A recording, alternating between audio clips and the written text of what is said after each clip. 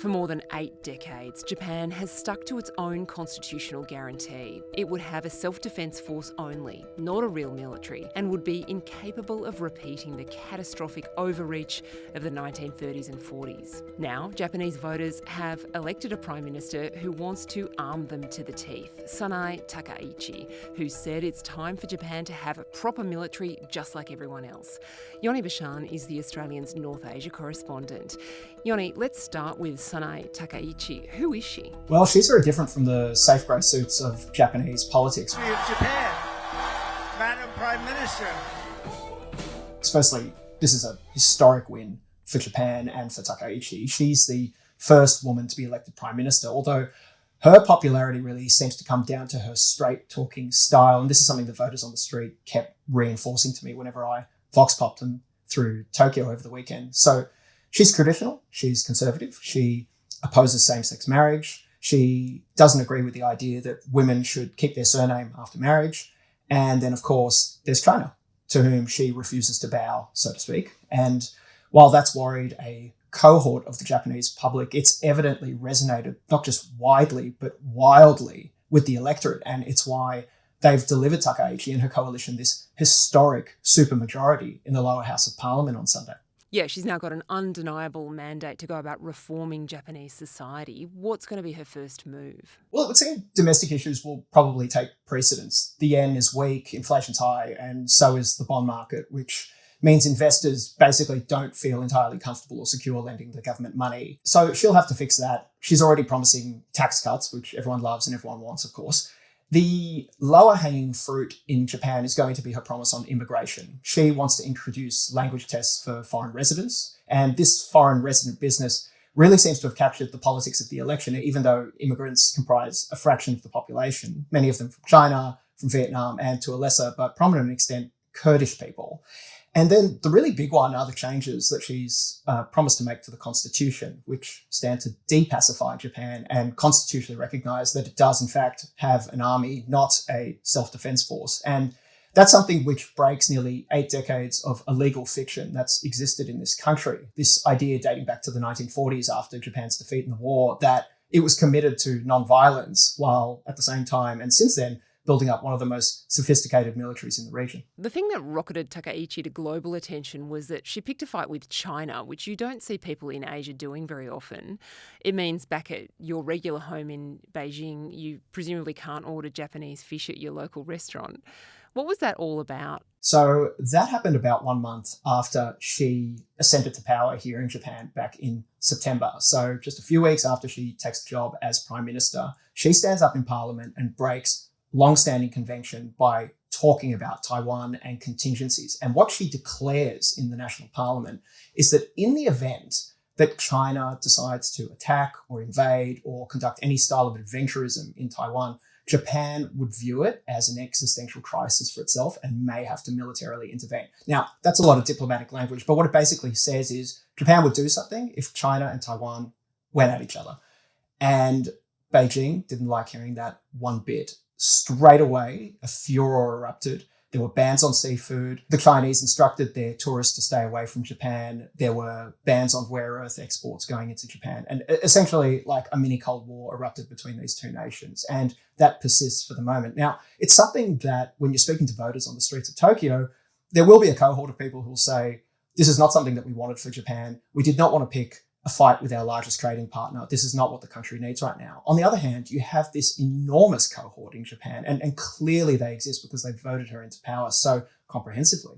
This enormous cohort who have said, we do need a spine in the region, we do need more defense spending, and we do need to assert ourselves militarily in a region where China has the power to exert economic sanctions on us at the drop of a hat. Sanae Takaichi presumably doesn't actually want to have a war with China, which is the most powerful military in the world, probably bar the United States.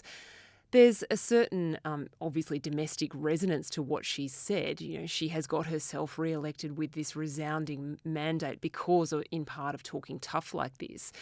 How much do you think she actually wants to provoke China in the way that she obviously has? There's no doubt that Sanae Takaichi does not want to provoke China into any further economic sanctions or, at worst, some kind of military conflict. That's not what she wants. It's not what the Japanese public wants. That's clear when you speak to anyone on the street and when you speak to the pundits in this country. However, there is a view that kowtowing to China is appeasement, and Sanae Takaichi is pushing back against that idea, and it's why she's so forceful about displaying some backbone with the military and having the army entered into the constitution formally. China's in a state of flux at the moment. A couple of weeks ago, the head of the military just disappeared. Xi Jinping talks a lot about China. He talks a lot about Japan's war of aggression in the 1940s, World War II. China flexes its muscle in the region by building islands in the South China Sea, by sending spy ships to surveil the coast of Australia. There's a lot of flexing going on from China's point of view. Do you think the election of a sort of strong leader in Japan will shape how Xi Jinping thinks about invading Taiwan? I suspect that broadly in China, there is going to be a view that Sanae Takaichi's brand of politics is what one academic described to me, an academic from China, as shadowy imperialism. So they seem to receive all her muscular nationalism and talk of increasing defense spending and having the military inserted into the constitution as a Japan that is trying to hark back to the country it was back in the 30s and 40s and prior. So this is very much a scenario that Beijing didn't want. China didn't want to see Sanae Takaichi elected, although they did see this result coming. Until this election result, the most Australians were hearing about Japan was that they've had an incredibly tough winter that has yielded, of course, amazing snow for the people who like to go over to Japan to ski and snowboard. It's also resulted in several deaths. 3 Australian tourists and many, many people in Japan who've died while doing things like shoveling snow off their own roofs. It's a real natural disaster in slow motion in Japan, Yoni.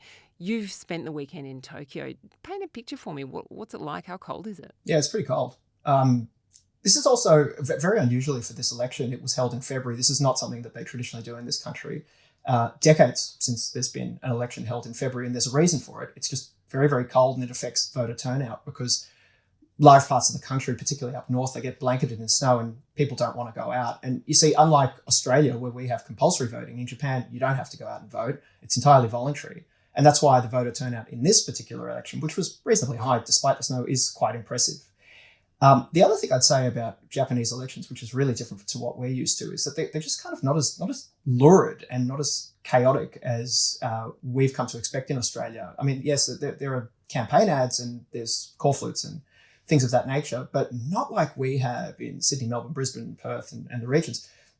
Very, very different over here. I mean, we are talking about a society. This is one thing that I noticed in particular. I mean, this is a society where if you're crossing the street on a busy road and there's no cars, there's no traffic, you will just have a large amount of people gathering at street corners, refusing to cross until the little man turns green. And people from other countries, myself included, will just stand looking around going, why isn't anyone crossing? There's no cars. Like, we're free to do so. But they will wait. It is orderly. It is civilized. And the election was thus very Japanese, if you'll permit me to say so. You walk around, there aren't call flutes cable tied to every poll in sight. There aren't gigantic billboards of grinning candidates. And it didn't feel as in your face as we would have expected, particularly given what we're used to back home. You've had an incredible weekend, a very busy weekend covering this election. I hope you're going to find time to get some Japanese seafood before you have to head back to Beijing. Yes, so do I. Yoni Bashan, thank you very much. Thank you.